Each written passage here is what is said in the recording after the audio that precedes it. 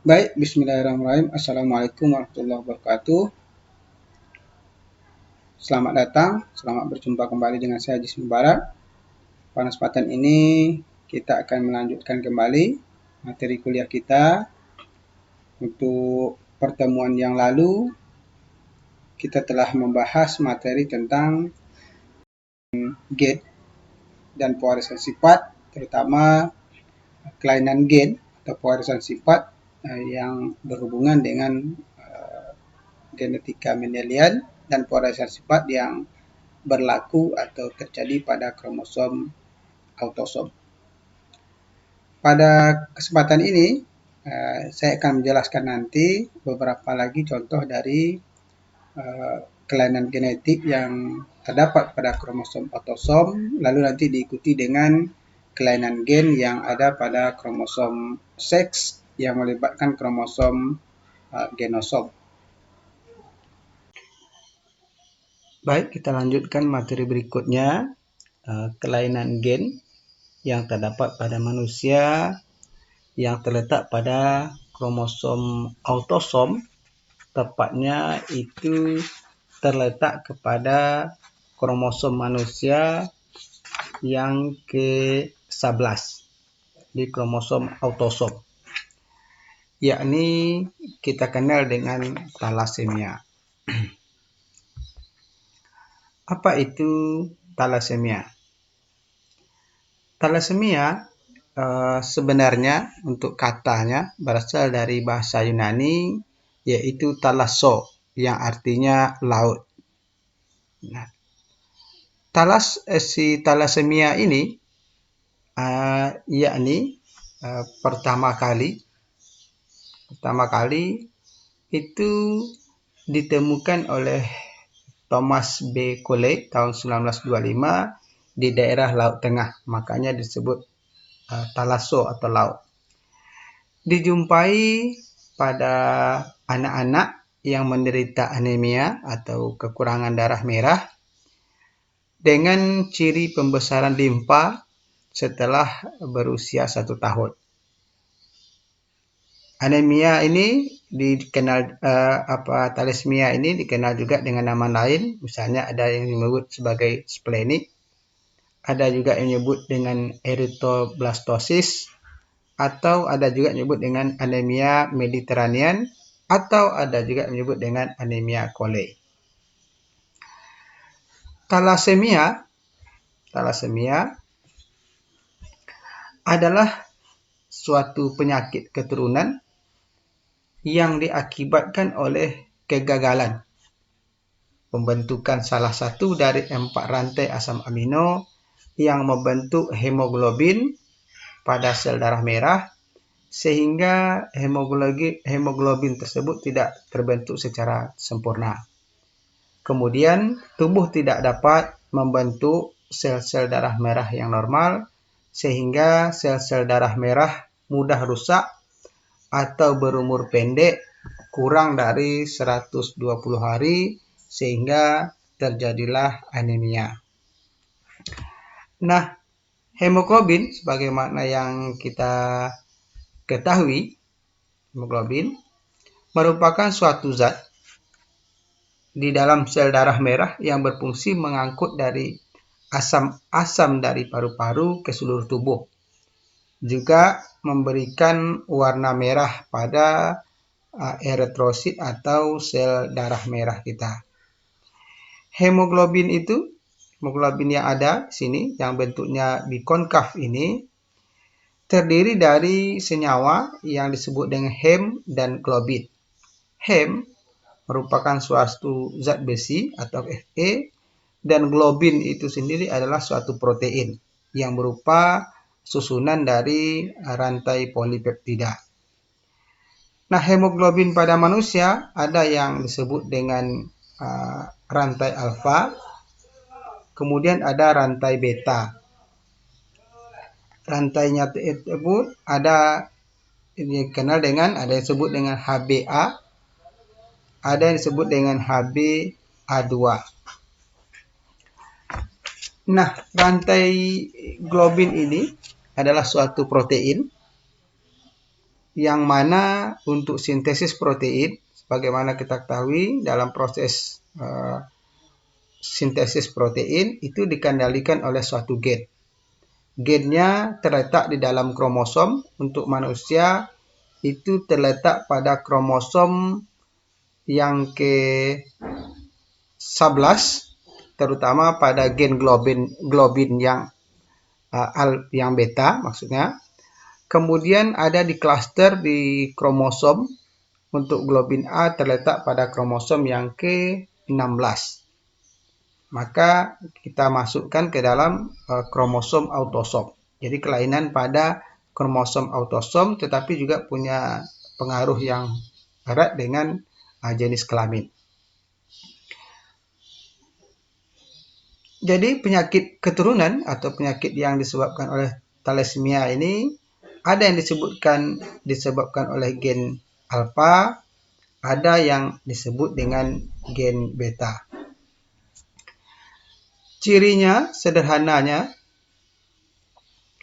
seorang pembawa thalassemia ini pada awalnya, pada waktu masih lahir bayi atau berusia kurang dari 6 bulan itu akan kelihatan tampak normal dan sehat. Namun setelah beriringnya waktu, bertambahnya usia, maka akan tampak pucat atau kekurangan darah atau kekurangan anemia, tergantung dari jenis dari penyakit yang ada atau thalassemia-nya. Thalassemia ini ada yang disebut dengan thalassemia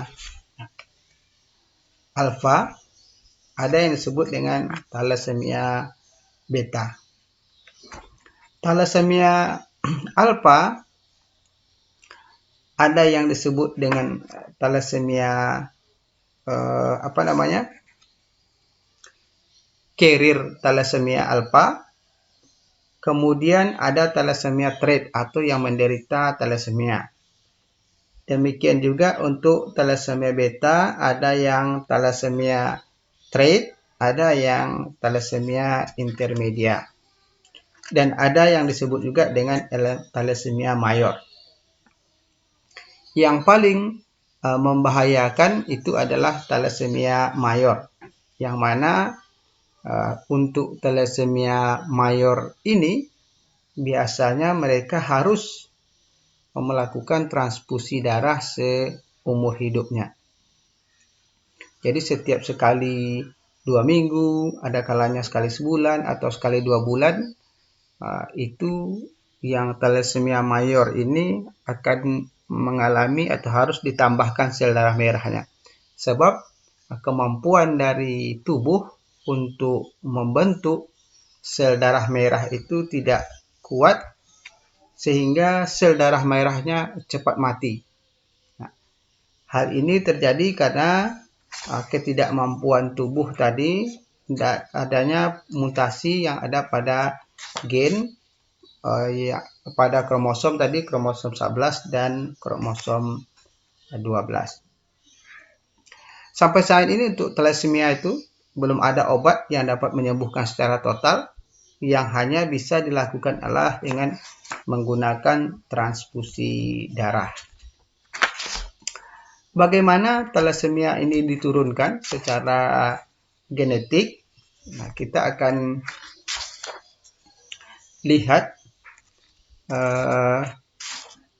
contoh, karena thalassemia ini termasuk di antara penyakit keturunan yang diturunkan secara resesif. Ini contoh genotipnya. Jika dia dengan genotip H besar, maka akan kelihatan normal. Kemudian H besar, H kecil itu thalassemia minor, artinya menjadi carrier thalassemia. Kemudian H kecil maka akan beta thalassemia. Penurunan sifatnya hampir sama dengan yang sebelumnya, yakni umumnya akan mudah terlihat pada laki-laki karena dia thalassemia-nya diturunkan secara resesif. Dia termasuk di antara penyakit keturunan yang diturunkan secara resesif. seorang ayah yang menikah dengan seorang ibu yang merupakan ayahnya misalnya yang terkena fenotip thalassemia, misalnya ayah ini adalah laki-laki menikah dengan ibu yang normal, nah tentu keturunannya akan heterozigot. Ayah akan menurunkan penyakitnya satu dari kromosom X-nya ke anak perempuan, sementara yang ibu akan menurunkan satu kromosomnya ke anak laki-laki. Jadi kromosom Y akan diturunkan dari bapak. Nah, ini akan berpotensi menurunkan penyakit dari beta thalassemia itu sendiri.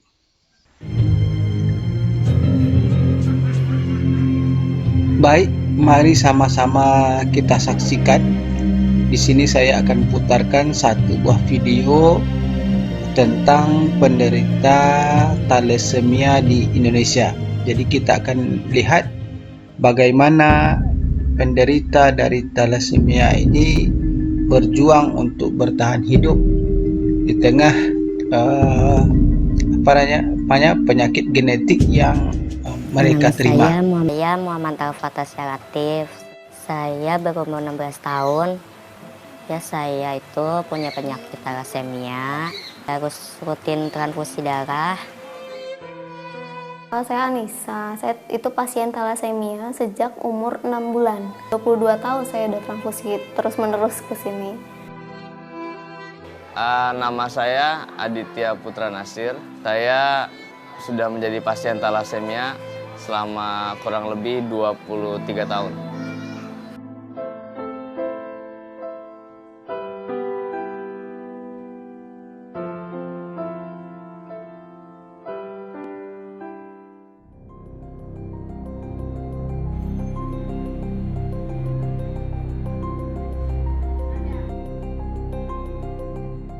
Thalassemia itu berdasarkan kata thalassa dan aemia.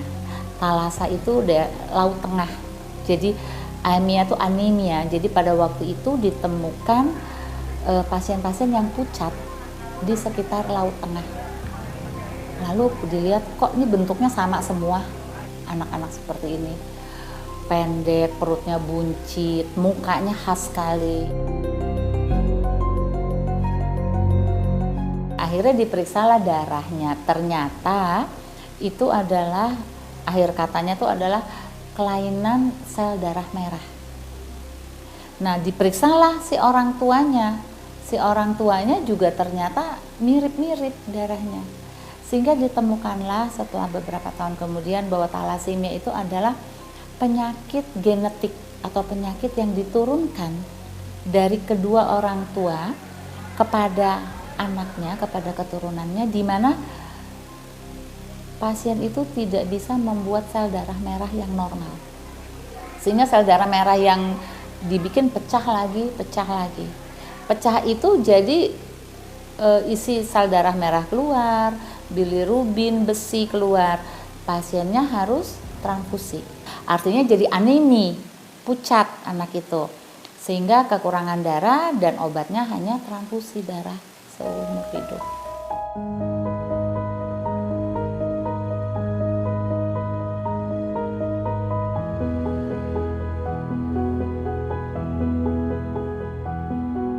Thalassemia itu kalau secara kasat mata, ya secara klinis kita bilang kasat mata, dia dibagi atas mayor, minor, dan intermedia. Mayor itu kita lihat bahwa anak ini transfusi rutin. Tiap minggu, tiap 2 minggu, tiap sebulan, itu kita bilang mayor. Kalau yang minor, itu yang tanpa gejala. Dia tidak bergejala, tetapi kalau kita cek darahnya ke arah thalassemia itu ketemu. Nah, kalau intermedia itu dia butuh transfusi, tetapi tidak sesering yang mayor. Jadi bisa 3 bulan sekali, 6 bulan sekali, atau saat dia sakit.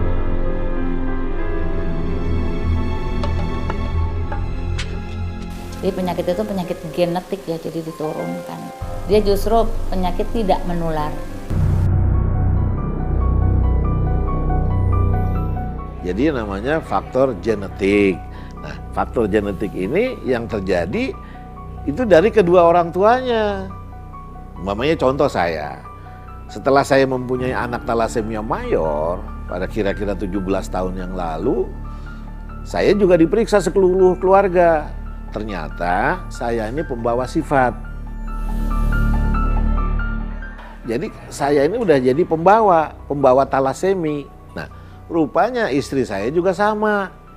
Istri saya juga pembawa. Pada waktu itu divonis anak saya talasemia mayor, saya juga bingung. Ini penyakit apa lagi yang kita tahu, yang kita kenal kan leukemia.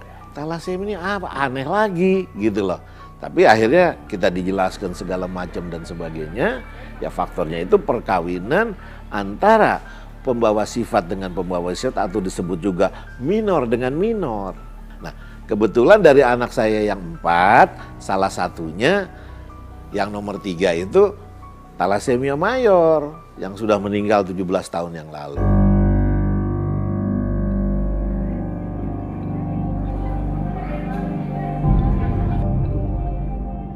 Saya talasemia mayor, pas lahir langsung ketahuan. Jadi waktu itu ibu aku belum tahu. Pada saat saya lahir itu usia 4 bulan itu saya baru dibawa ke rumah sakit RSCM ini dan HB-nya 3 gitu. Itu langsung dirawat di RSCM gitu. Jadi ketahuannya dari umur 4 bulan.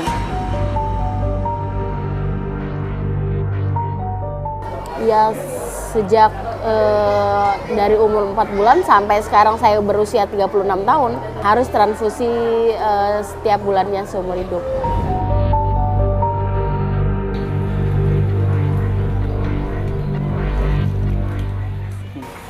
Dokter yang di kampung itu mengusulkan umur saya itu cuman kurang lebih 2 tahun lagi.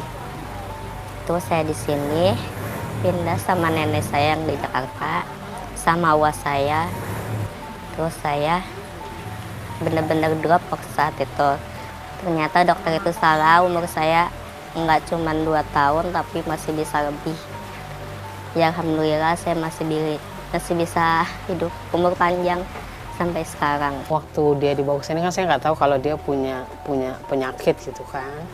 Jadi waktu saya tahunya tuh setelah ada di RSCM, kalau itu penyakitnya talasemia apa itu saya nggak tahu. Saya itu jenis penyakit apa itu saya tidak tahu.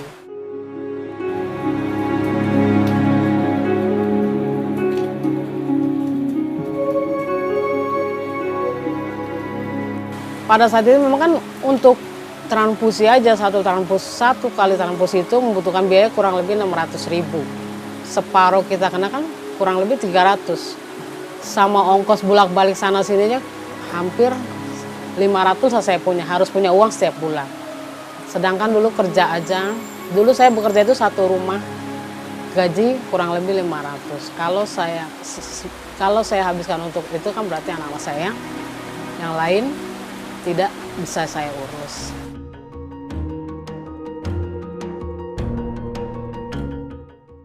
Biaya pada waktu dulu itu semua harus biaya sendiri.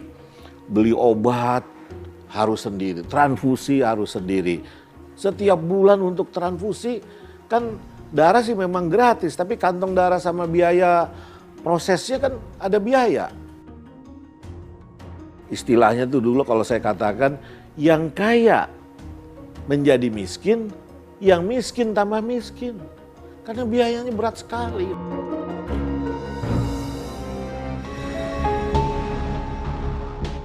Penyakit ini kayak buat si malakama. Dia perlu transfusi, tetapi transfusi juga menyebabkan kelebihan besi yang juga ngerusak organnya. Kalau kelebihan zat besi, dia nempel di otot jantung. Gagal jantung. Lama-lama aritmi, umumnya 40% pasien di dunia itu meninggalnya karena gangguan jantung, besi di jantung. Terus yang kedua, di hati. Karena hati itu merupakan satu organ yang paling banyak menyimpan besi, jadi gagal hati.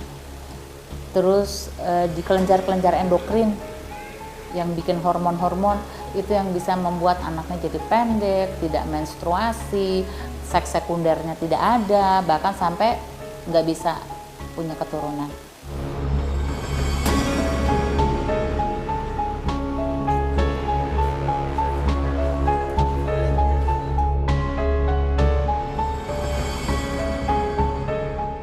Akibat terus-menerus daripada transfusi kan terjadi penumpukan zat besi.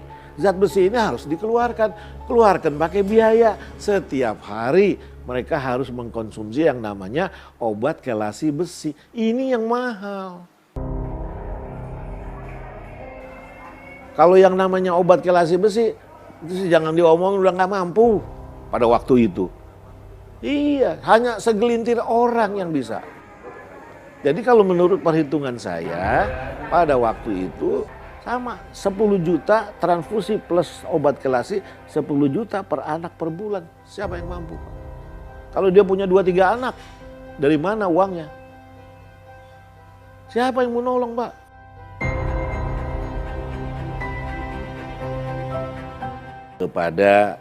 Terutama kepada Ibu Ani SBY dan Pak SBY-nya juga.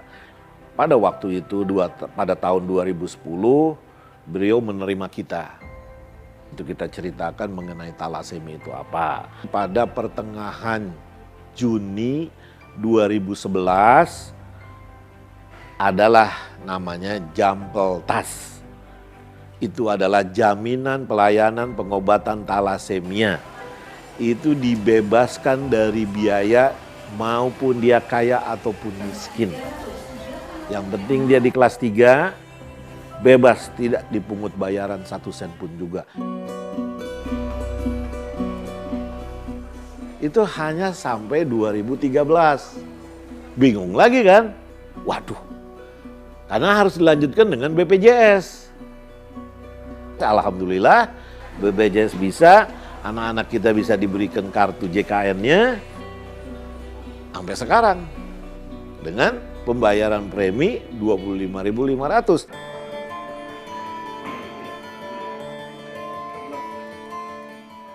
Sekarang justru menggunakan BPJS, jadi sudah tidak menggunakan biaya apapun. Dari situ saya bersyukur, alhamdulillah bisa membawa ponakan saya itu tiap bulannya untuk rutin berobat. Semua di cover, hanya permasalahan dari BPJS itu yang mana dengan tarif yang baru ini itu harus memakai rawat jalan. Biaya rawat jalan tidak mencukupi. Sehingga apa? Obatnya dikurangi. Padahal sebelumnya itu memakai tarif rawat inap, itu cukup. Kalau bisa ini kembali lagi deh, seperti yang lama, pakailah tarif rawat inap. Supaya anak-anak ini juga tumbuh kembangnya bagus. Ya bosen transfusi, bayangin aja. Rumah sakit itu adalah rumah dia yang kedua. Ada yang transfusinya 2 minggu sekali. Ada yang sebulan sekali, ada yang seminggu sekali. Jadi saya bilang transfusi itu, ruang transfusi adalah rumah mereka kedua. Iya, kalau menurut anjuran dokter sih harusnya dia 3 minggu sekali. Tapi karena dari pihak sekolah sudah diberi kebijaksanaan, kita lakukan tapi kurang lebih hampir 3 minggu sekali. Dan dari pihak sekolah pun sudah mengerti. Jadi memang itu harus rutin dia lakukan selama dia hidup.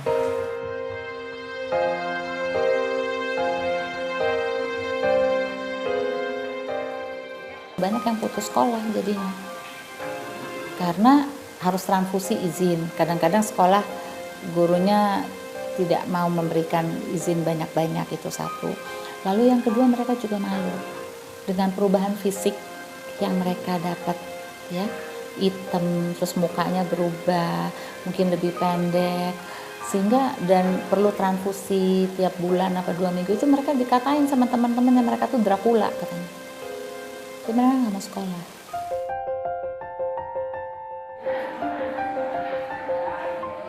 hidup dengan talasemi ini tidak mudah. Hidup dengan talasemi itu sangat berat. Bagi si penderitanya maupun orang tuanya. Kenapa? Setiap bulan mereka sudah pasti harus ke rumah sakit. Kalau dia nggak ke rumah sakit untuk tambah darah, meninggal.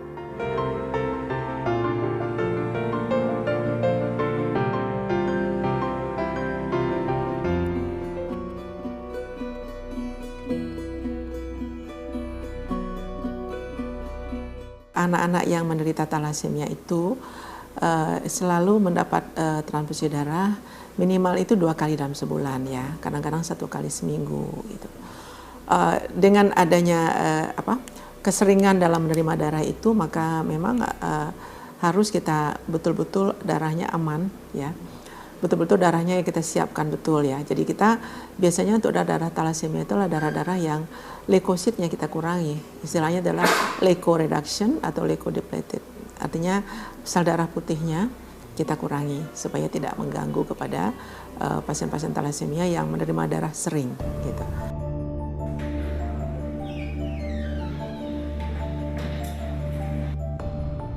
Dengan kebijakan mutu kita adalah bahwa kita mengeluarkan darah itu yang aman, terjangkau, ya.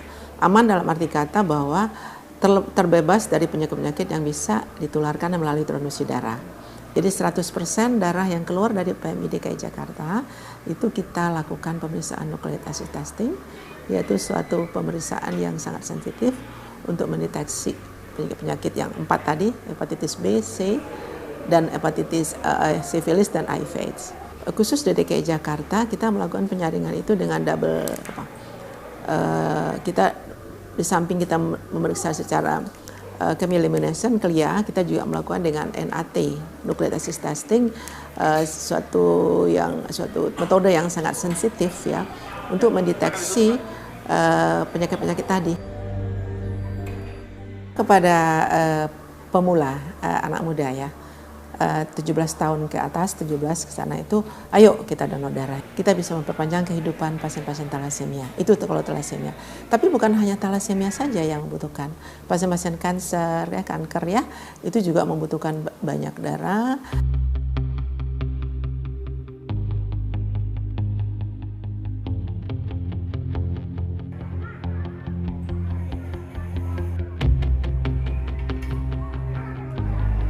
Kan seperti fenomena gunung es, yang kelihatan tuh yang mayor tuh yang di atas gitu kan, padahal yang minornya kan banyak sekali.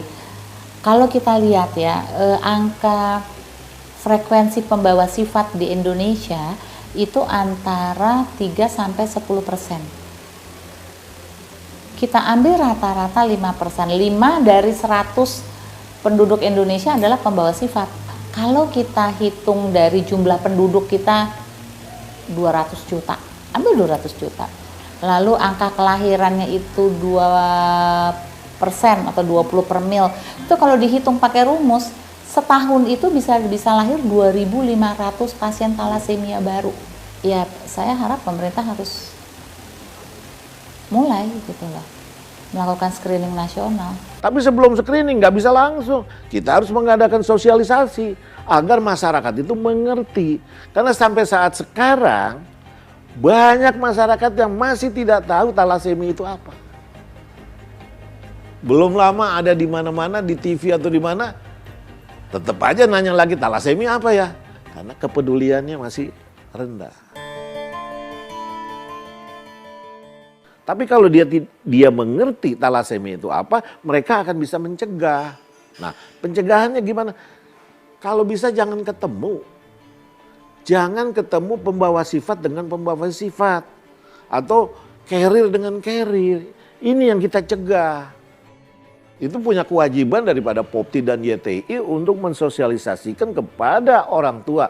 Itu yang saya namakan ring 1. Jadi itu prioritas pertama, Pak.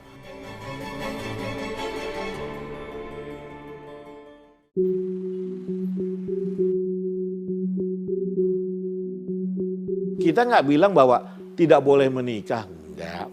Boleh menikah silahkan. Kita nggak boleh melarang tidak boleh menikah. Ya nggak? Tapi bagaimana kita mencegahnya kalau dia menikah juga? Oke, silakan. Tapi kita kasih tahu, nanti konsekuensinya begini. Siap? Kalau siap silakan. Anda tanggung sendiri. Tapi kalau nggak siap, ikuti aturan para ahli, dokter terutama. Harus ada yang namanya marriage counseling, yaitu konsultasi pernikahan. Kalau kita lihat secara fisik, Bapak bisa lihat saya nggak bakalan tahu bahwa saya ini thalassemia. Saya carrier. Secara fisik 100% nggak bisa kelihatan. Tapi begitu dia pemeriksaan darah, baru ketahuan.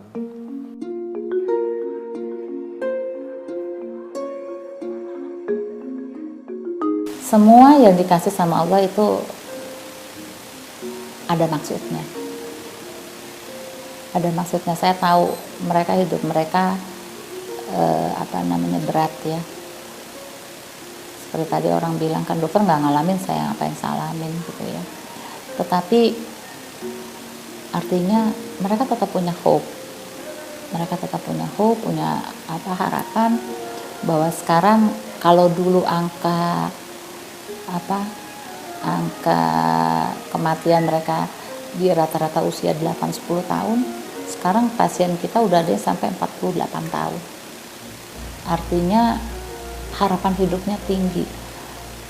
Tidak ada hidup yang tanpa perjuangan gitu loh.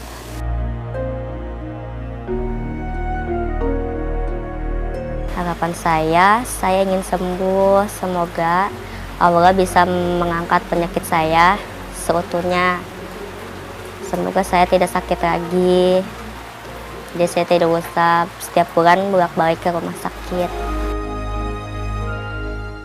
Saya berkeluarga sudah hampir 7 tahun, Mas. Alhamdulillah anak saya sehat, tidak membawa thalassemia karena penderita thalassemia mayor mempunyai pendamping sehat. Itu tidak akan berdampak pada putra atau putrinya nanti.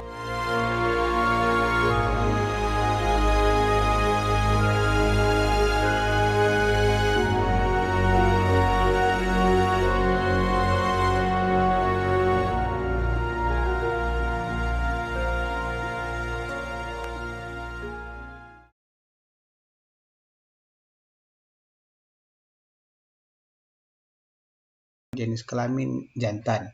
Sementara untuk yang betina yaitu X dengan X. Untuk manusia mempunyai jumlah kromosom sebanyak 23 pasang. 22 kromosom, 22 pasang diantaranya adalah kromosom autosom dan 1 pasang adalah kromosom genosom atau kromosom seks. Jadi kromosom seks pada manusia terletak pada kromosom yang ke-23. Di pertemuan yang sebelumnya ketika membahas tentang persilangan yang melibatkan pada kromosom seks, yakni pada penelitian Morgan, kita kemarin menjelaskan tentang bagaimana pewarisan sifat yang dilakukan oleh Morgan pada kromosom seks. Dan Morgan menggunakan sebagai model dalam genetikanya yaitu Drosophila melanogaster, yang mana persilangan yang digunakan oleh Morgan yaitu menyilangkan untuk yang monohibrid, menyilangkan antara Drosophila betina bermata merah dengan Drosophila jantan bermata putih. F1-nya semuanya bermata merah, namun ketika dilakukan persilangan sesamanya, maka F2-nya didapati variasi, semuanya yang betina itu berwarna bermata merah, sementara yang jantan ada yang bermata putih dan ada yang bermata merah. Ini menunjukkan kepada Morgan bahwa warna mata atau adanya perbedaan pada mata Drosophila ini terdapat pastilah punya hubungan dengan kromosom seks. Demikian juga di pertemuan yang lalu, di pertemuan sebelumnya juga kita sudah membahas bagaimana crossing over atau persilangan Drosophila melanogaster dengan dua sifat beda. Ya, ini kita menghilangkan kemarin Drosophila yang bermata yang berbadan abu-abu, sayapnya normal, dikawinkan dengan Drosophila bermata yang berbadan hitam, kemudian bersayap vestigial atau pendek. Nah, kemarin dari hasil persilangan yang kita didapati dari hasil penelitian yang dilakukan oleh Morgan, terjadi ada variasi sebesar 17% dari total rasio yang ada itu menyalahi atau tidak sesuai dengan apa yang diprediksikan oleh Morgan. Kemudian penelitian lanjutan berikutnya yang dilakukan oleh Morgan, kalau yang persilangan dua sifat beda tadi yang saya sampaikan, itu melibatkan kromosom autosom, bagaimana poresan sifat yang ada pada kromosom autosom pada Drosophila.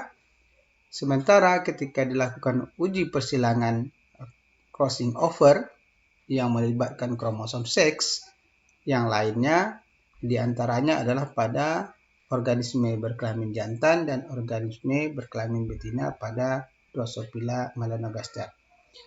Di persilangan untuk kromosom autosom yang melibatkan kromosomnya, yaitu X dengan X, karena kromosom autosom semuanya adalah kromosom X, maka terjadinya rekombinasi itu berpeluang hanya sebesar 17%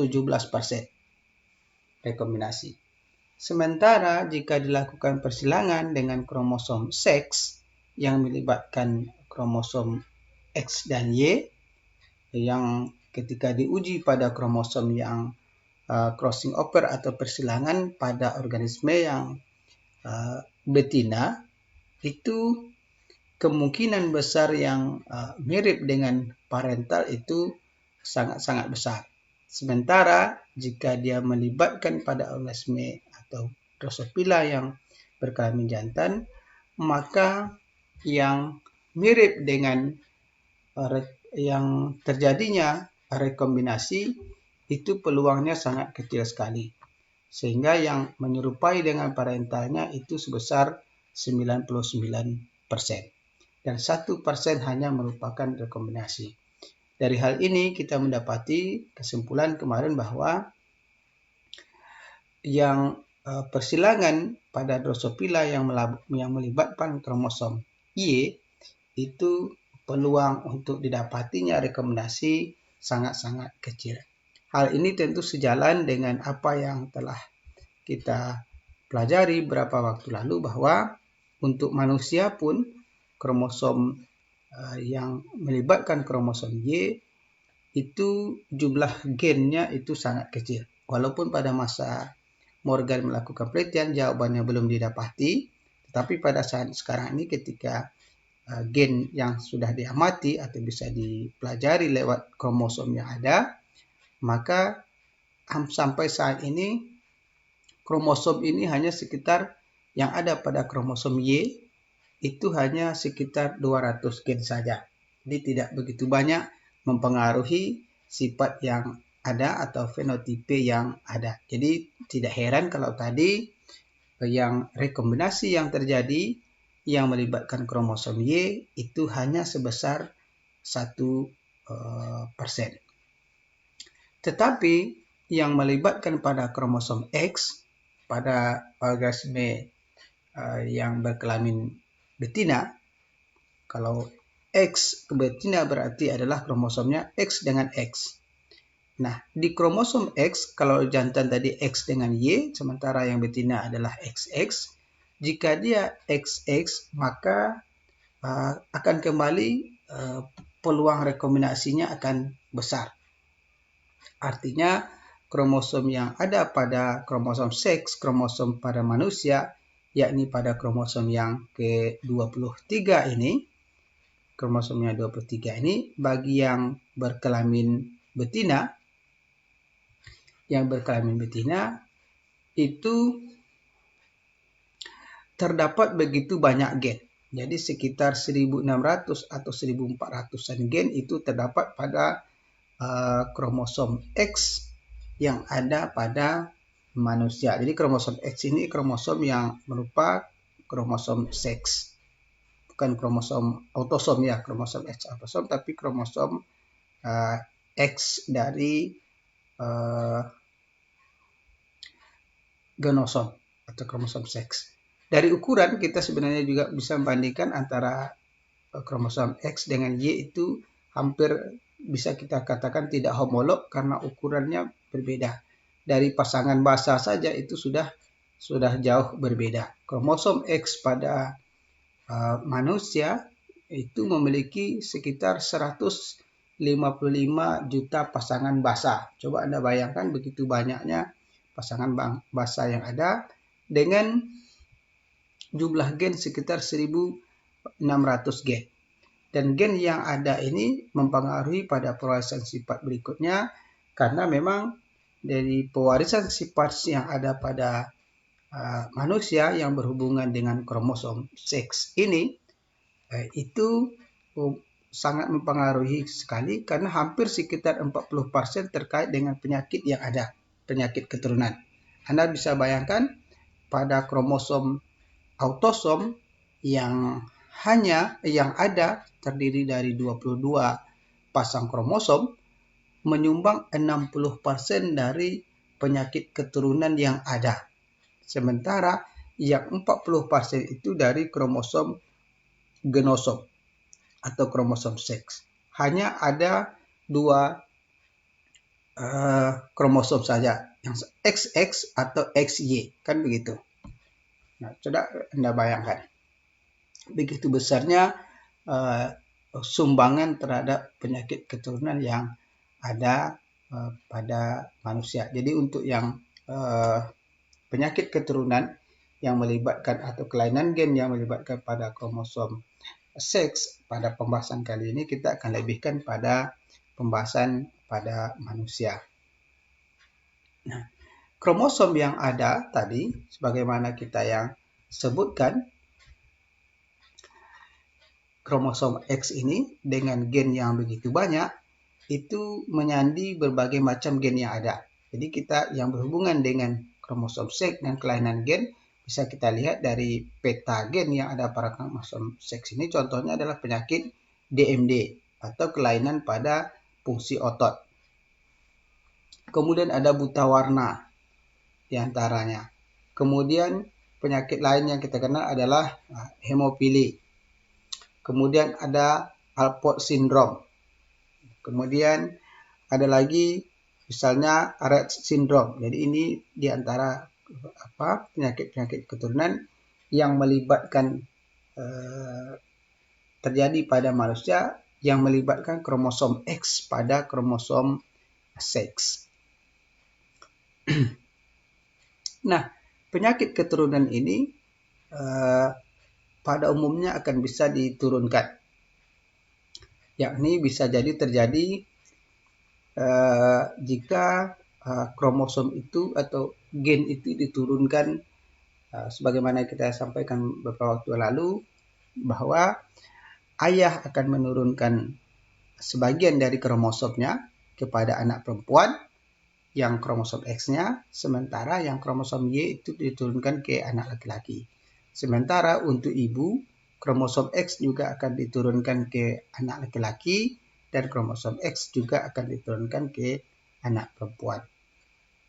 Nah, jika yang diturunkan misalnya adalah dia XX pada perempuan, kromosom yang diekspresikan adalah kromosom yang mengandung atau terdapatnya gen-gen, ada lokus-lokus gen pada kromosom tersebut, terdapat kelainan gen, maka kelainan gen itu akan bisa terekspresikan. Tetapi kadangkala juga bisa tidak terekspresi disebabkan adanya inaktivasi dari salah satu kromosom. Ya, inaktivasi sendiri adalah salah satu kromosom X pada wanita akan mengalami inaktivasi sehingga ekspresi gen kromosom X wanita sama dengan pria. Jadi dia tidak terekspresi dengan sepenuhnya.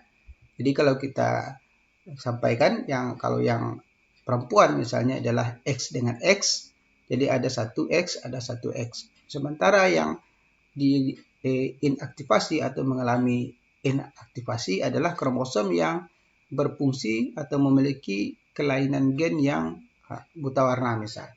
Maka yang lainnya itu aktif, yang ada kromosom yang X yang lain misalnya itu tidak potensial membawa alelnya, tidak membawa fenotipe dari buta warna. Jadi bisa jadi anak perempuan tersebut tidak membawa atau carrier dari buta warna. Nah, apa saja kelainan gen yang berhubungan dengan kromosom seks ini? Kita akan jelaskan.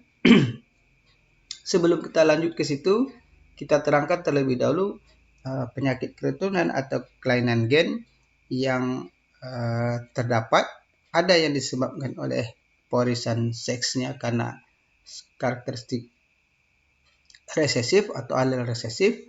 Ada juga disebabkan oleh adanya alel dominan atau genotip dominan.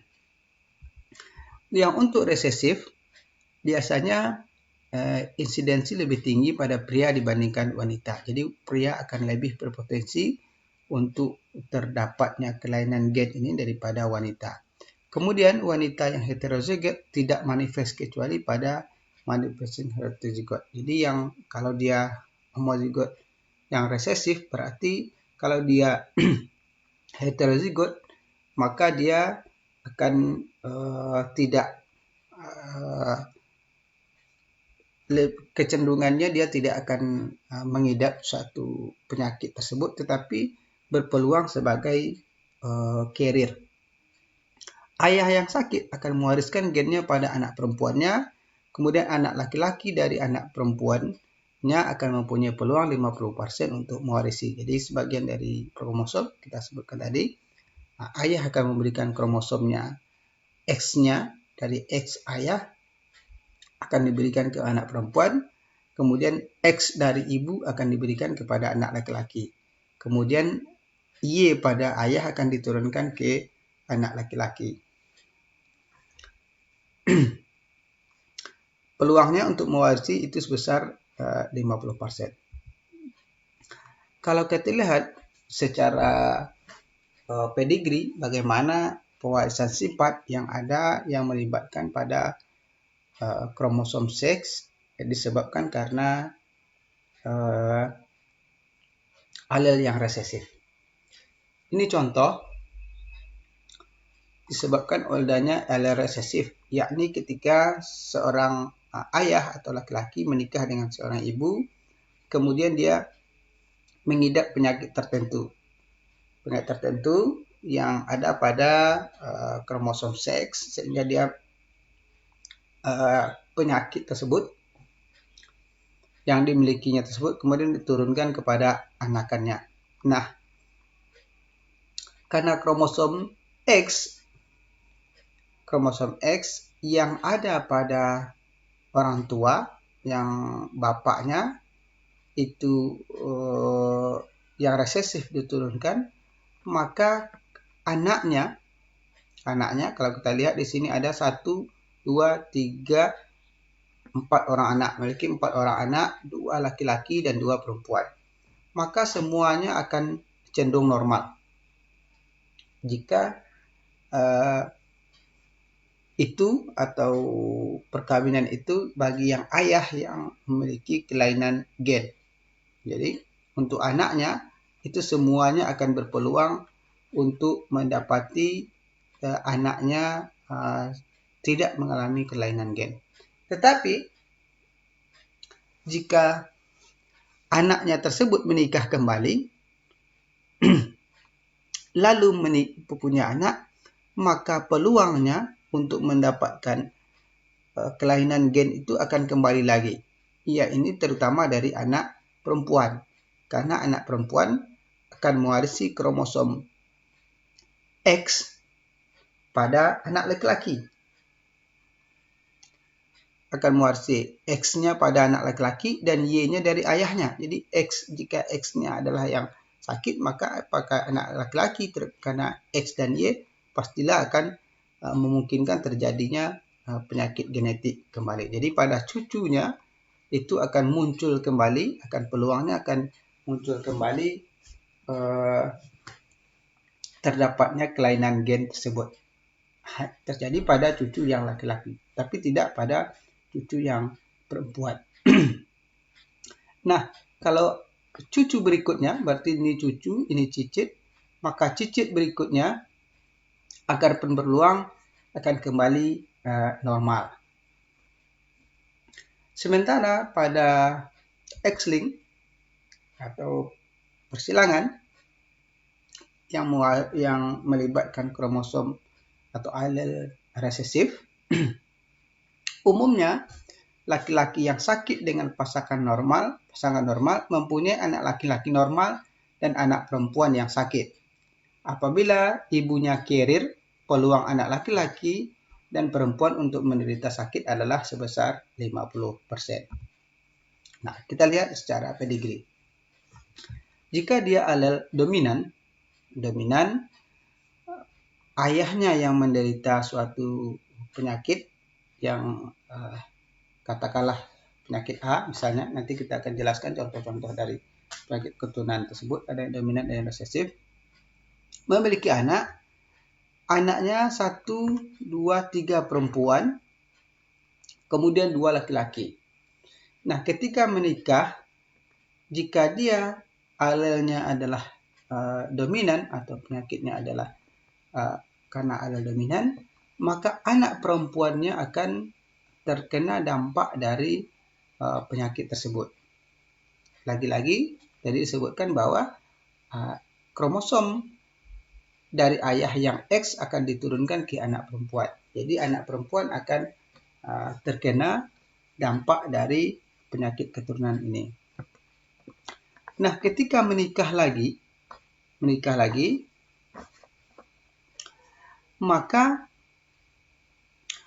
menikah dengan yang normal, anaknya, maka anaknya yang laki-laki akan berpotensi terkena kromosomnya atau akan mendapati peluang untuk mendapati kelainan gen lagi. Demikian juga pada anak perempuan, jadi 50% terdapat pada anak perempuan, 50% terdapat pada anak laki-laki. Nah, ini akan terjadi berulang-ulang, kecuali bagi anaknya yang tidak memiliki penyakit keturunan, maka keturunan-keturunan berikutnya akan cenderung memiliki peluang untuk normal. Sementara jika anak laki-laki menikah lagi yang didapati memiliki kelainan gen tersebut, maka anak perempuannya kembali akan cenderung diturunkan penyakit tersebut sebesar 50%. Jadi kita sebutkan bahwa jika ini penurunan sifat secara dominan untuk yang alel dominan ini, maka bila seorang ayah mengidap suatu penyakit, anak perempuannya pasti akan positif. Semua anak perempuannya. Kemudian sementara untuk cucunya akan berpeluang sebagian akan terkena, besarnya sebesar 50% cucunya akan berpotensi. Artinya cucu yang dari yang anak perempuan yang mengidap penyakit tadi. Kemudian sebagian dari cucu-cucunya tersebut juga, terutama cucu yang sebagian dari cicit-cicit perempuan kembali akan berpotensi untuk mendapati kelainan gen yang ada pada pada moyangnya, kan begitu. Nah, ini contoh variasi pada manusia yang berhubungan dengan kromosom seks. Jadi kita sebut kelainan gen, tetapi lebih kita sebut tidak terlalu membahayakan, tetapi ini terjadi bisa termasuk ke dalam kelainan gen. Yang pertama adalah hypertrosis of ear atau munculnya rambut-rambut yang ada pada telinga. Jadi munculnya rambut berlebih-lebihan. Jadi biasanya rambut-rambut itu kan hanya pada bagian-bagian tertentu. Bagi laki-laki kan ada kumis, ada jenggot, ada jambang. Nah, ini umum yang melibatkan pada kromosom Y. Tetapi adanya rambut-rambut yang berlebih-lebihan. Ini contoh satu kelainan gen yang terjadi pada, ini hanya terjadi pada laki-laki, munculnya rambut-rambut pada daun telinga. Ini berhubungan dengan kromosom seks. Kemudian contoh lainnya adalah webbed tooth. Artinya yang di sini adalah munculnya pada telapak kaki bentuk seperti bebek yang mana selaputnya itu menyatu. Nah, jadi di sini biasanya kita pada laki-laki yang normal itu sampai di bagian di sini kan gitu. Nah, ini di bagian antara telunjuk dengan jari tengah ini menyatu. Nah, ini satu di antara kelainan gen disebabkan karena yang terdapat pada kromosom seks. Kemudian contoh berikutnya yang merupakan pewarisan sifat yang merupakan gen kelainan gen itu adalah buta warna. Tadi kita sebutkan bahwa buta warna itu terdapat pada kromosom seks, terutama pada kromosom yang X. Buta warna itu kalau kita jelaskan, buta warna diturunkan secara resesif, berasal dari alel yang resesif, yakni kelainan penglihatan yang disebabkan ketidakmampuan sel-sel kerucut pada retina untuk menangkap spektrum warna tertentu, sehingga objek yang terlihat bukanlah warna yang sesungguhnya. Nah, jadi umumnya manusia matanya normal, dia akan bisa melihat bermacam aneka warna yang ada. Tetapi pada yang buta warna, harusnya sinar yang ada itu, sinar cahaya yang ada atau penglihatan mata yang ada, maka akan jatuhnya tepat pada retina. Tetapi karena ada kekurangan, ada kesalahan dalam gen, maka beberapa sel-sel kerucut tadi tidak bisa membaca pewarnaan yang ada. Sehingga kita mengenal ada istilah pada buta warna ini, ada yang disebut dengan buta warna total. Buta warna total artinya dia hanya bisa melihat dua warna saja, hitam dengan putih. Atau ubahnya seperti TV hitam putih atau foto hitam putih, kan gitu. Dua hanya yang bisa dilihatnya, hitam dan putih. Sementara ada yang disebut dengan buta warna sebagian. Nah, kalau buta warna sebagian, dia bisa melihat warna, tetapi hanya warna-warna tertentu saja yang dia tidak bisa lihat. Misalnya warna biru atau warna merah, misalnya dia tidak bisa melihat. Nah, untuk mengetahui ini, apakah uji Anda misalnya terdapat atau berfenotip buta warna atau tidak, biasanya ada buku standar uji buta warna. Salah satunya adalah buku Istihara. Kita akan coba nanti untuk praktikum untuk menguji bagaimana uji buta warna. Nah, dengan adanya buta warna ini, pada prinsipnya bisa survive untuk hidup. Orang-orang yang buta warna bisa bertahan hidup, namun kadang-kala juga mengalami kesulitan dalam kehidupan. Jadi kalau kita lihat orang-orang yang buta warna itu bisa aja dia hidup dengan baik kan gitu. Tetapi ada beberapa saat dia terganggu, terutama dalam karir misalnya kan itu. Kalau Anda teridentifikasi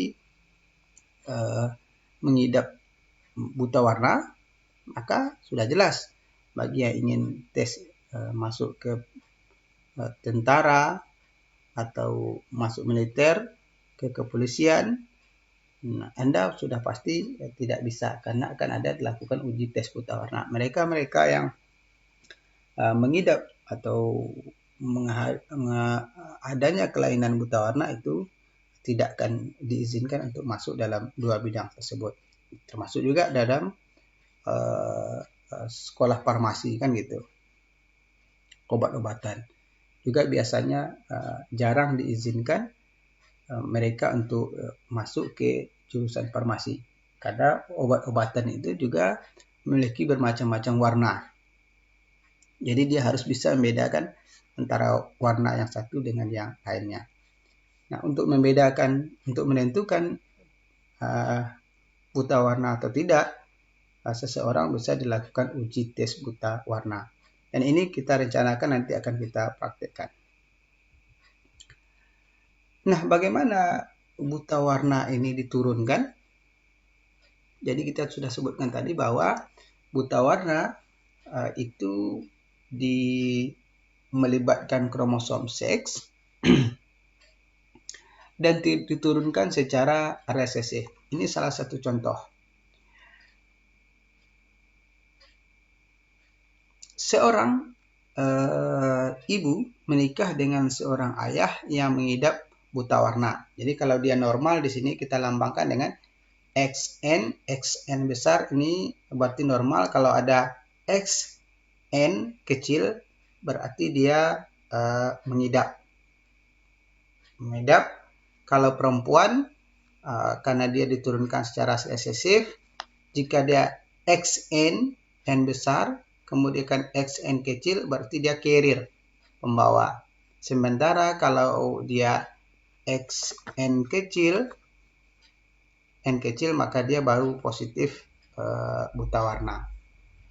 Nah, kita ambil contoh di sini. Seorang ibu menikah dengan seorang ayah yang buta warna. Maka anaknya, jadi anak berarti F1. Kalau manusia kan F2-nya tidak bisa disilangkan sesamanya. Nah, ini dari sperma ayah, dari ayah XN, N-nya N kecil, kemudian kromosom Y. Untuk yang ibu XN sama-sama N-nya besar. XN dengan XN, maka anak perempuannya normal, tetapi carrier. Kemudian XN, ini juga carrier. Sementara anak laki-lakinya semuanya normal. Jadi seluruh anaknya, jika seorang ibu menikah dengan seorang ayah yang buta warna, maka keseluruhan anaknya berpeluang untuk normal, tidak mengidap buta warna. Tetapi anak yang perempuan itu adalah carrier buta warna. Sementara jika seorang anak perempuan yang carrier buta warna, ini carrier XN, N-nya besar, kemudian XN kecil, menikah dengan seorang laki-laki yang normal, tidak mengidap buta warna, maka anaknya yang lahir berpotensi, kita silangkan nih XN besar, XN, anak perempuan normal, XY, anak laki-lakinya normal, kemudian XN, N besar, N kecil, ini perempuan carrier, dan ini XNY. Nah, di sini kita bisa lihat, jika seorang laki-laki menikah dengan seorang perempuan yang carrier buta warna, maka sekitar 25% anaknya itu berpeluang, 25% anaknya kemungkinan adalah mengidap buta warna, terutama yang anak laki-laki. Sementara anak perempuan 50% anak perempuannya berpotensi sebagai carrier buta warna. Anak perempuannya normal, tetapi dia carrier buta warna. Nah, bila seorang ibu carrier buta warna menikah dengan ayah buta warna, maka anaknya yang normal itu ada 50%, potensinya 50%, normal tidak mengidap buta warna maksud saya. Anaknya 50% itu tidak buta warna, tetapi satu anak perempuannya akan carrier. Dia normal tetapi carrier buta warna. Sementara anak laki-lakinya 25% itu akan mengidap buta warna dan anak perempuannya 25% buta warna. Artinya 50% anaknya akan berpotensi mengidap buta warna, sebanyak 25% anak perempuannya berpotensi yang sebagai carrier buta warna, dan anak laki-lakinya 1 atau 25% yang normal yang tidak mengidap buta warna. Nah, ini contoh di antara kelainan gen yang terjadi pada manusia disebabkan karena kromosom seks, terutama pada gen-gen yang diwariskan secara resesif, yakni pada buta warna. Baik, kita lanjutkan materi berikutnya tentang kelainan gen yang ada pada kromosom seks. Selanjutnya yaitu penyakit Duchenne Muscular Dystrophy atau disingkat dengan DMD.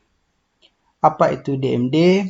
DMD merupakan kelainan genetik yang mengenai otot rangka. Jadi pada otot, biasanya paling banyak itu kelihatan pada otot betis.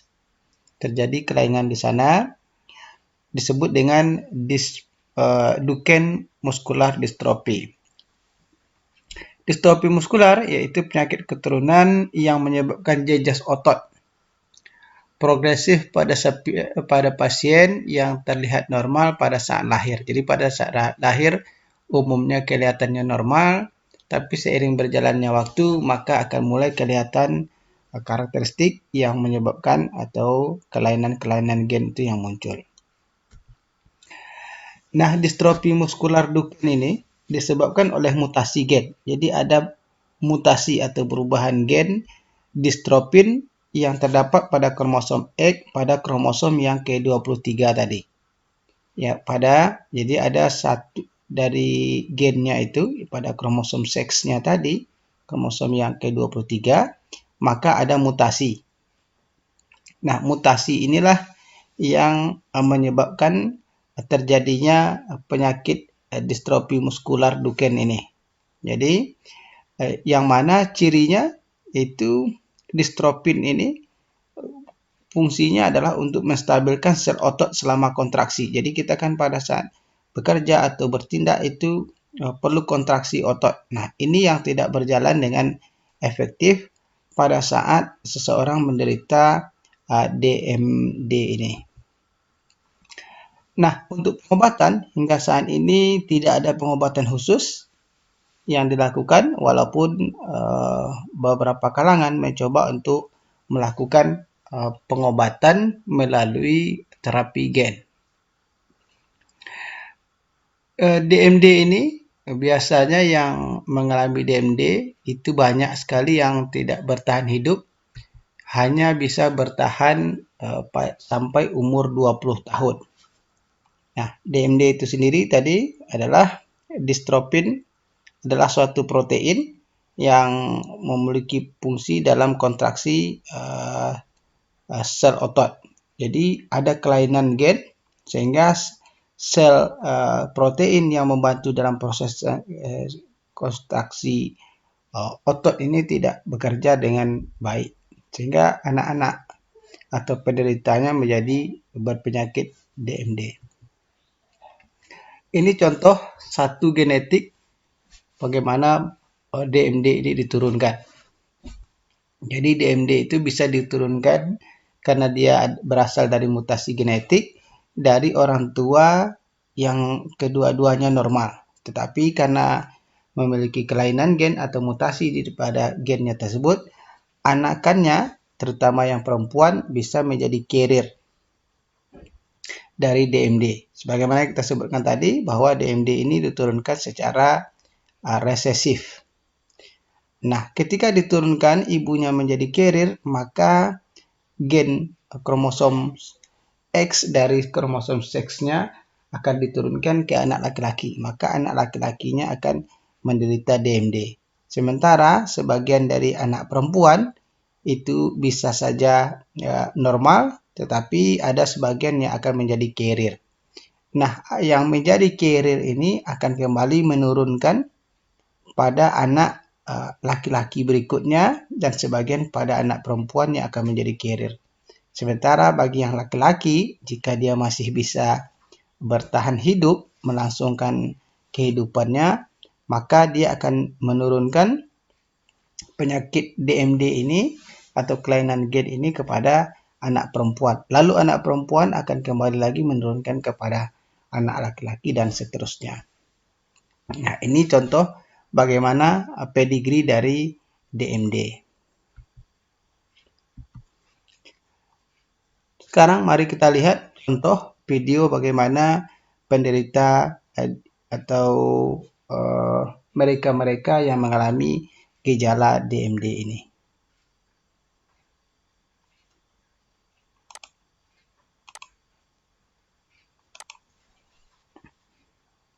Why do you want to run really fast? Because so I can catch up to everyone.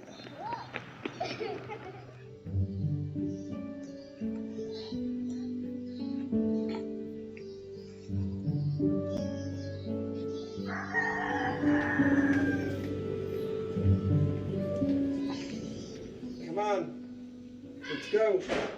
I am going to visit a doctor far away in Columbus who's going to help me. What day is it? Do you know? I've seen a lot of doctors, but my parents say Dr. Kevin Flanagan is special. He is doing something no one else is doing. There's a lot of routes forward here and a lot of promise today that we didn't have just 5 or 10 years ago. So our goal is to keep children walking as long as they can. I was a Christmas baby. One of the happiest moments of our lives, our first. His first steps, what a moment for a parent to witness. I never dreamed I'd ever have to worry my son's steps would end. It really just started as just seeing him a little slower in the playground, couldn't climb. He'd rather play in the sand and play with sand toys. I see him walking on his toes. And my daughter came along, and when she was around 2, she was sort of running circles around him. I would tell my pediatrician all of these things, and he was never concerned. He always said, he'll catch up, don't worry, don't worry. They wanted us to go see an orthopedic, and we had to go first to our doctor to get a referral. And that's the first time, the first day we ever heard the words dystrophy.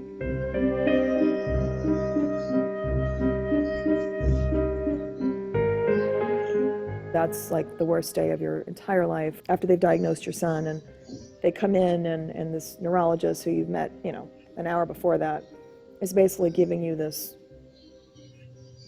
it's almost like a death sentence. They're reading you. It was just kind of the slow motion all the way through. We got the actual final diagnosis, which was over the phone. Our doctor was away, and it was just, trying to hold it together. Process it. Limitations, which is like Alexander. This therapy could change the blueprint of the dystrophin gene, which is what my son is missing and what causes the degeneration of his muscles. Most Duchenne boys have deletions of a series of exons. We've got 79 exons, and they're missing a series of them. He has a duplication of number 2. In most cases of Duchenne dystrophy, the way they're spliced together leaves the blueprint unreadable. Dr. Flanagan has already shown success with this in his lab, and his work could potentially help kids with any mutation under exon 5, like Alexander. We can completely skip out exon 2.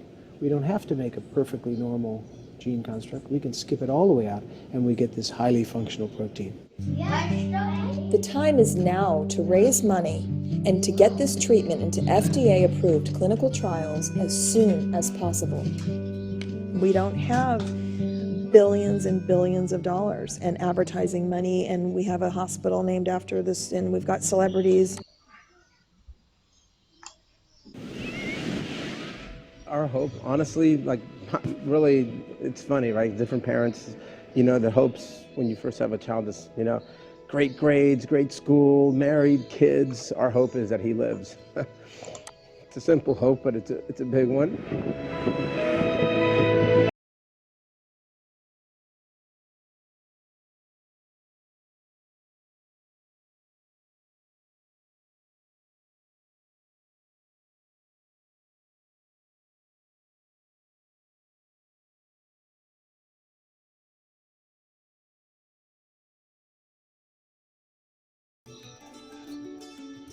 He used to run in a different way. He used to use a little bit of support to get off the floor. And we always thought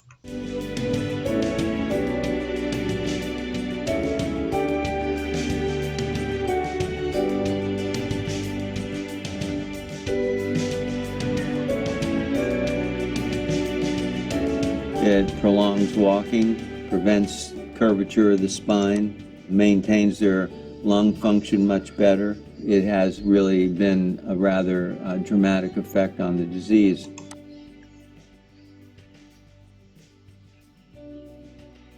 Exon skipping means that if you have a certain defect in the gene, you can skip over that defect and have the gene work, and that's basically what we have done. And we enrolled 12 patients, and Ryan was one of them. And they have to be on a maintenance dose of prednisone, and then we add the exon skipping drug, and it looks very promising. we used to travel all the way from Los Angeles, California every Sunday to come here to get the drug on Monday and go back Monday afternoon. As a family, we went through a lot, but I think the doctors and nurses at Nationwide did a lot for us. They helped us a lot through this whole ordeal. He's done better than the natural history of the disease would predict, and that's clear. He has been stable for almost 3 years now, doing the same kind of activities, doing what he used to do. I still feel that Ryan probably would not be walking. He would be completely confined to a wheelchair had it not been for Dr. Mendel. And there's no way to stop the disease from coming. The best that we can do right now is make the disease milder. And that's really our goal right now. I am very proud of him. I'm very proud of the way he's taken everything. And I think the staff at Nationwide. Dr. Mendel's really nice because he's like helping all of the boys who have the disease to like get better. Like he's like working on the medicine, like to get us better and healthier. Dr. Mendel is pretty cool.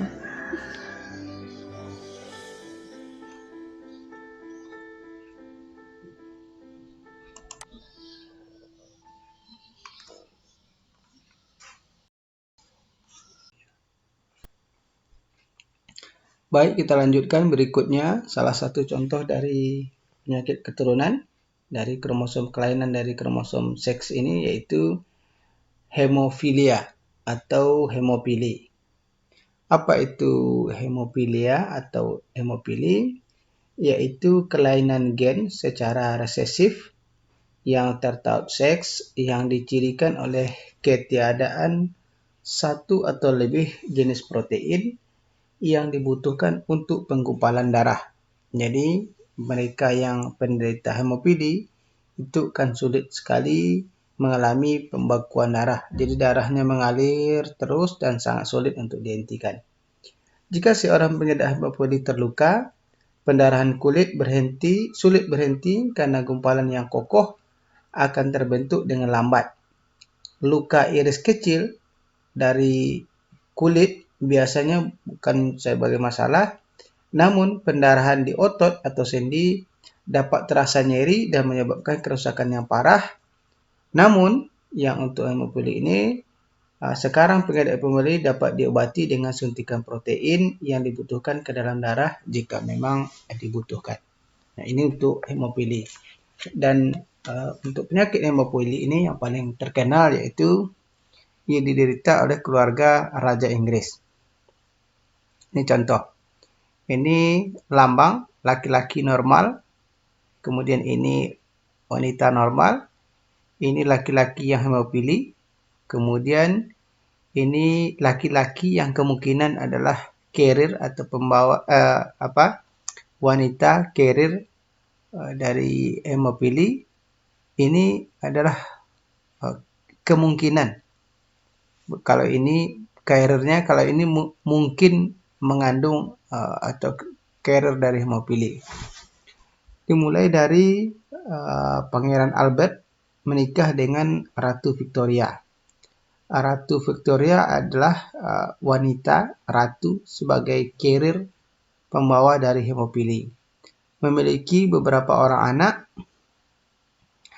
Ada Victoria, kemudian ada apa lagi?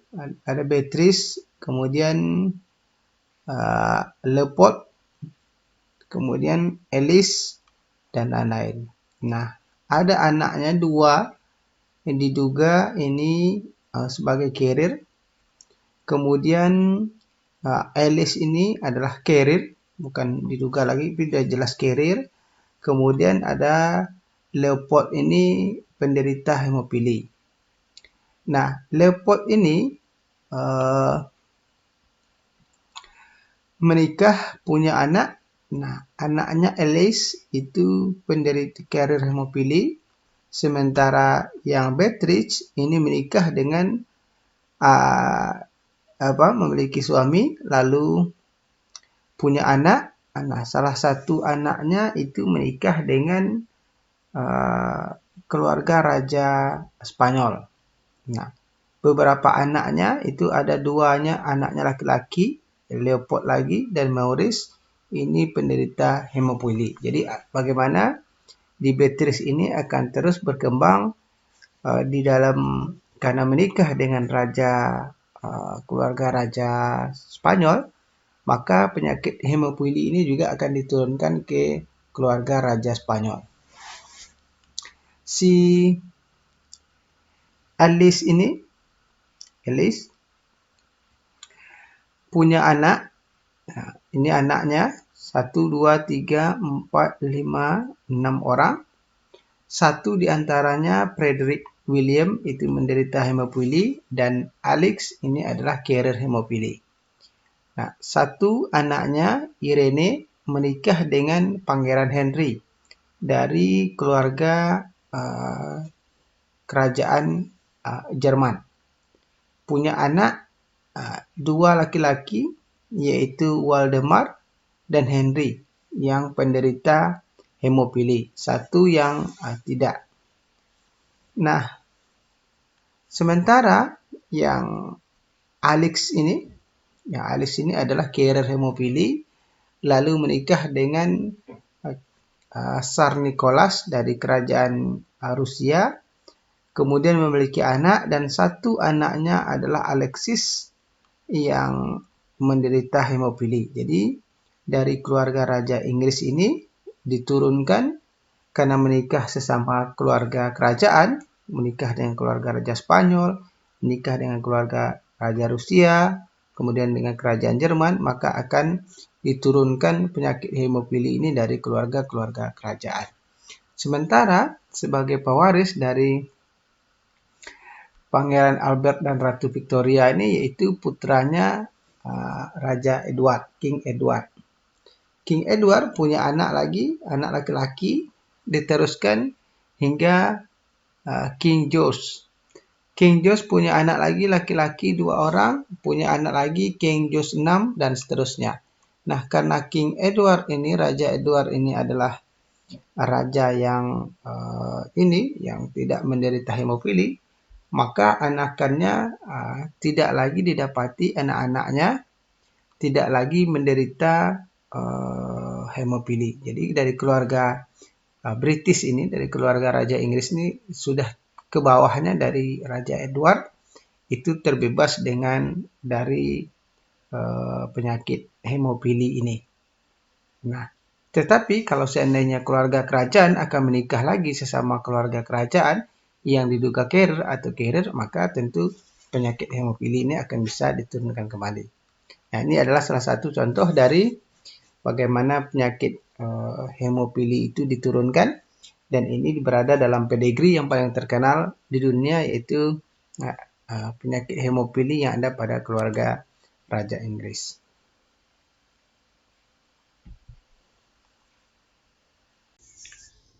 Baik, untuk mengakhiri pertemuan kali ini, saya akan berikan 2 tugas kepada Anda.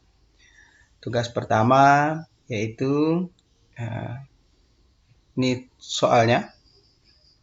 Windows Peak adalah salah satu fenotip yang terjadi pada manusia, diturunkan secara dominan. Kita sudah jelaskan contoh kemarin bagaimana pewarisan sifat yang terjadi pada Windows Peak.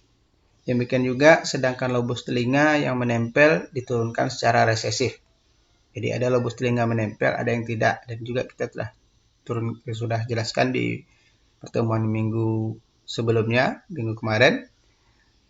Pertanyaannya adalah, buatlah silsilah dalam keluarga Anda jika dalam keluarga terdapat 2 karakter atau fenotipe dari kedua fenotip ini, yakni Windows Peak dan lobus telinga menempel. Apakah Anda termasuk di antara lobus telinga menempel atau tidak? Nah, Anda bisa lihat, bandingkan dengan yang ada pada keluarga Anda. Adik, kakak, kemudian emak, bapak seperti apa, dan prediksi juga sampai mulai dari keturunan kakek. Di mana kakek menikah dengan nenek, nenek yang sebelah bapak, kemudian kakek dan nenek dari sebelah ibu. Nah, Anda lihat di mana karakter itu dan bagaimana karakter itu ada pada Anda. Apakah Anda termasuk yang resesif atau yang dominan, atau bisa jadi juga adalah heterozigot dominan. Jadi Anda buat silsilah keturunannya dari 2 sisi, baik sebelah bapak dan sebelah ibu, sehingga bapak dengan ibu kemudian selanjutnya menikah dengan bapak dengan ibu menikah, kemudian dengan anak-anaknya. Nah, bagaimana karakter fenotipe dari anak-anaknya, termasuk Anda. Kemudian yang kedua adalah sindrom Turner. Dan Klinefelter adalah salah satu kelainan gen yang terdapat pada kromosom seks. Pertanyaannya, jelaskan tentang kedua kelainan gen ini dan jelaskan apakah kelainan gen ini bisa diturunkan pada generasi berikutnya atau tidak. Nah, yang jelas Anda jelaskan dulu apa itu sindrom Turner, apa itu sindrom dari Klinefelter ini sendiri. Kemudian baru selanjutnya Anda jelaskan apakah kelainan gen ini bisa diturunkan atau tidak. Berikan alasan Anda, kenapa dia tidak diturunkan, atau kalau dia diturunkan, kenapa dia diturunkan. Nah, ini tugas bagi Anda untuk pertemuan minggu depan. Di pertemuan selanjutnya kita akan melakukan praktikum, kita akan rencanakan praktikum. Jadi kita fullkan dulu untuk praktikum di minggu ini. Baik, demikian saya tutup pertemuan kali ini. Billahi taufiq wa hidayah. Assalamualaikum warahmatullahi wabarakatuh.